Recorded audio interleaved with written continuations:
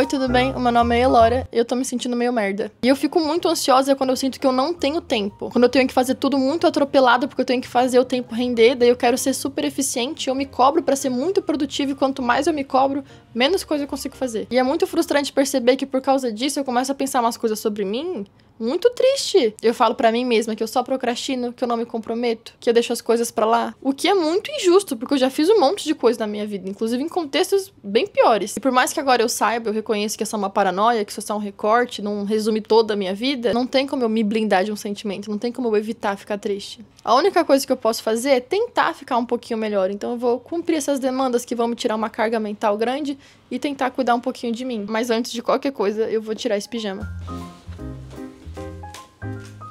Eu tô andando pela casa e eu tô vendo tudo que eu deixei pra depois. Tipo assim, uma pilha de coisa que eu não dobrei, a louça, meu cabelo tá sujo porque eu fiquei com preguiça de lavar. E, mano, eu não sei porquê, mas sempre que eu tô nervosa e eu me olho no espelho e eu vejo uma espinha ou um cravo, eu me cutuco de tal forma até ficar machucado. Acho que eu vou lavar o cabelo hoje também pra me sentir um pouquinho mais fresca.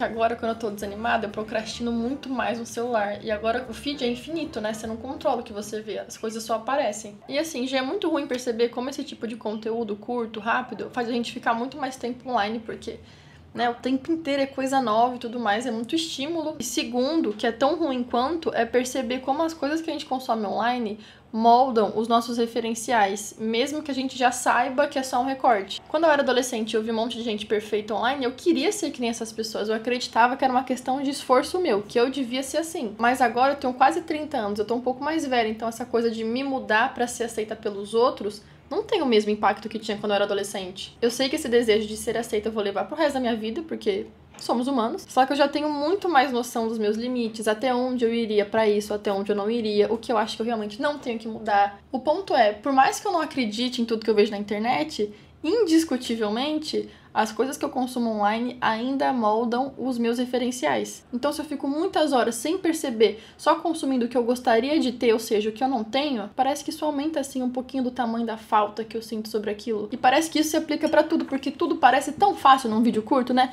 Como manter a casa arrumada, como manter uma rotina, como fazer exercício, tudo é resolvível. E dá uma falsa sensação de que as coisas são mais simples do que elas realmente são. Porque elas não são simples, mano. A vida não é simples. E eu não vou nem entrar no campo estético, porque, cara, tem sido complicado. Eu acho triste como culturalmente a gente chegou num nível que todo mundo é tão insatisfeito com a própria aparência que todo mundo decidiu ter a mesma. Eu tô lendo esse livro aqui que chama As Irmãs Blue, que é a história de 4 irmãs, mas uma delas falece.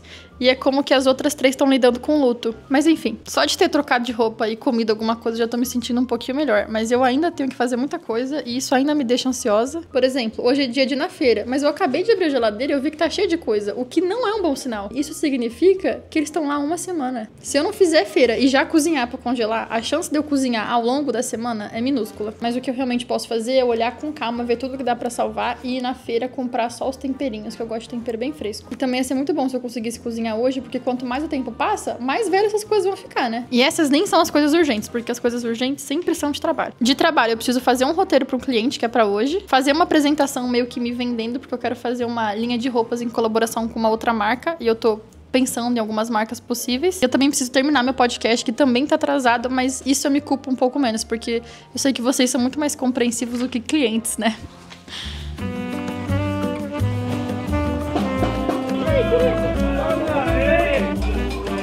Vou querer esse coentro aqui.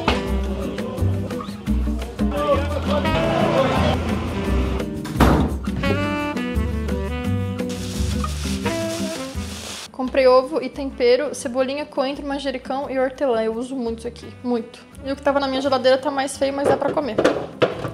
E como eu não quero perder isso aqui de vez, mas também sei que eu não vou conseguir fazer uma coisa super elaborada, eu vou cortar tudo, tacar no forno e vou fazer um arroz pra deixar congelado. O básico.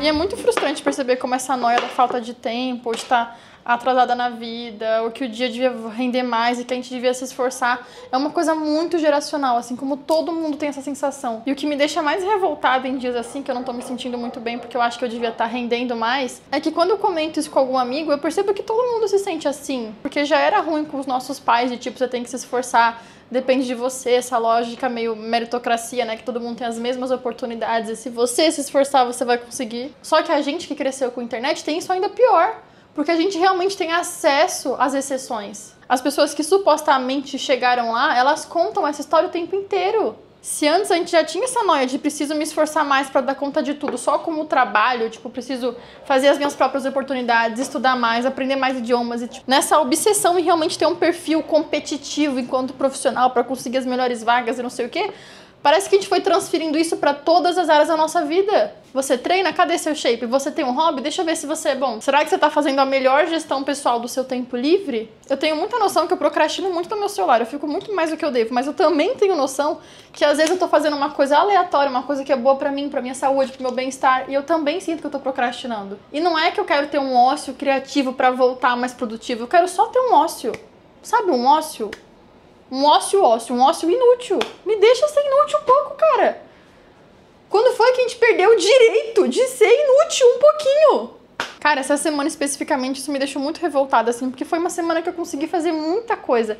Mas quando eu não consegui fazer algumas, eu já me senti tão borocochô. E eu tenho total noção que é desproporcional, sabe? Mas eu não consigo não sentir o que eu sinto. Eu não tô mais na fase em que eu me culpo muito porque eu deveria estar fazendo mais, mas eu ainda tenho uma expectativa de que eu poderia fazer um pouco mais. Durante muito tempo isso acabou com a minha autoestima. E agora é uma coisa que me deixa borocochô e eu fico tipo, caramba, ainda esse assunto. Mas é a grande questão da minha vida, como é a de muita gente.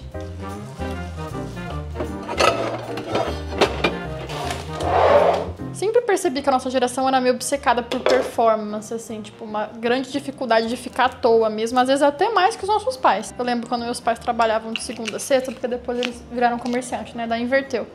Mas quando eles trabalhavam de segunda a sexta, o fim de semana era tão sagrado, tipo, era dia de churrasco, de pagode, de ver os amigos. Quando eu morava no Grajaú, que era aqui em São Paulo, meu pai fazia questão de me levar pra Mongaguá, que era a praia. Por mais que tinha que cuidar de filho e fazer faxina em mercado, eu sinto que eles conseguiam se separar da vida profissional de alguma forma. Mas eu acho que a gente não consegue. As pessoas têm vergonha de postar foto de biquíni e serem mal vistas profissionalmente. Como se o trabalho fosse a principal função de uma pessoa na Terra. E pra gente que é brasileiro é até difícil pensar, e como não seria se não fosse assim? Mas em várias sociedades não é assim. A função da vida é ser vivida. Ser vivida. Lembra da 22, do filme Soul, da Disney? Sabe esse filme da Disney, que é aquele moço que gosta de jazz? Supostamente, a missão da vida dele era fazer música. E muita gente realmente se encontra em algum lugar profissionalmente. Tipo, eu gosto muito de fazer música, eu gosto muito de cuidar de pessoas, eu gosto muito de animais. Só que a 22, essa alminha específica, não conseguia nunca ir pra Terra porque ela não encontrava nenhuma missão que era associada a uma ocupação profissional. Ela veio pra Terra por acidente e ela ficou completamente encantada pelas menores coisinhas. Pela sensação do vento no rosto, pelas folhinhas voando, pelo papel de bala, o barulho que faz quando amassa. A vida normal. E eu amo a 22. Porque eu sinto que o melhor da vida acontece quando eu não tô preocupada com trabalho, desempenho, métrica. E é por isso que me revolta o tanto de tempo que a gente passa preocupado com isso, cara. Isso é a maior parte da nossa vida, sabe? Há quanto tempo trabalho, dinheiro e performance não é top 1 da sua ansiedade? Da minha eu sei que é. E aí se você é um rapaz, você ainda fica preocupado em prover, e se você é uma mulher, você fica preocupada em ser escolhida. E esse é o grande estereótipo da humanidade do capitalismo. E eu não aguento mais. Fiz legume, arroz, agora só vou grelhar um franguinho vegetal e almoçar.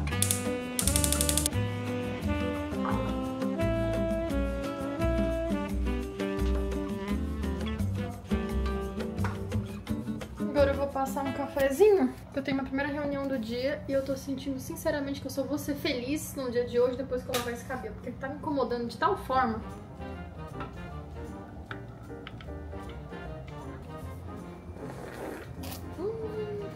Já tô me sentindo muito melhor.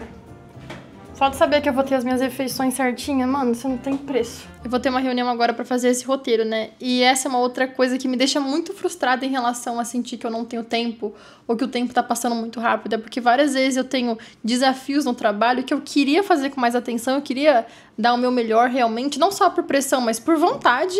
Só que eu sinto que eu tenho tantas outras demandas da vida em tantas outras áreas diferentes pra dar conta que eu não consigo.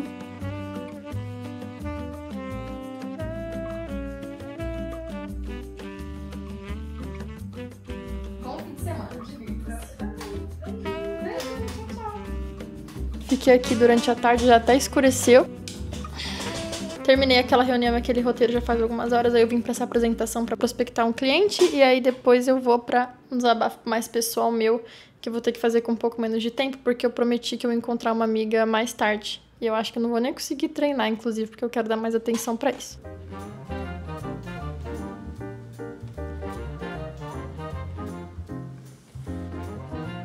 Parece que depois que eu sento no computador eu fico o dia inteiro aqui, porque é verdade, eu fico mesmo. Terminei aquela apresentação. Não escrevi tanto quanto eu gostaria, mas terminei a apresentação. Espero muito que dê certo, que esse cliente top. E agora eu vou tomar um banho e comer. Eu tô zero carisma, mas eu vou.